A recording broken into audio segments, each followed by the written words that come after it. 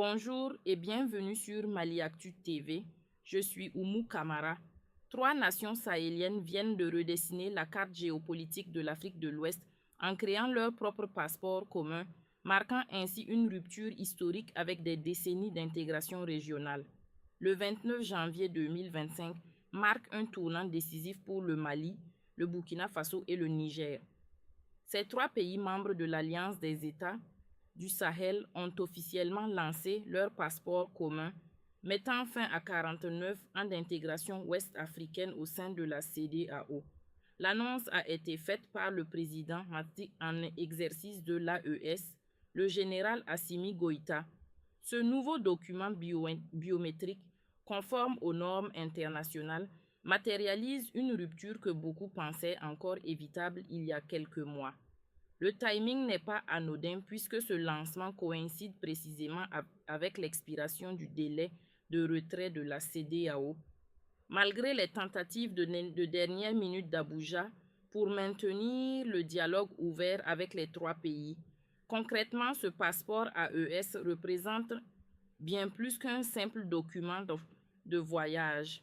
Il symbolise ce que les autorités de transition considèrent comme une déclaration d'indépendance géopolitique face à ce qu'elles perçoivent comme une instrumentalisation de la CEDEAO par les puissances occidentales, particulièrement la France.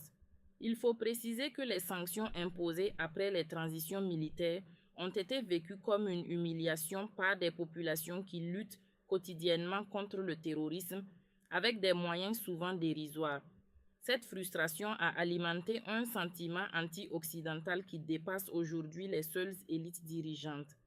En ce qui concerne l'aspect technique, ce document s'inscrit dans une stratégie plus large de souveraineté numérique et administrative, permettant aux pays de l'AES de créer leurs propres standards et d'échapper progressivement au système de contrôle hérité de la période coloniale et postcoloniale.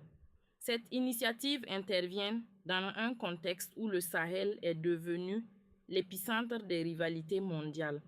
Pour 72 millions d'habitants de la zone AES, ce changement représente à la fois une fierté nationale et une source d'inquiétude.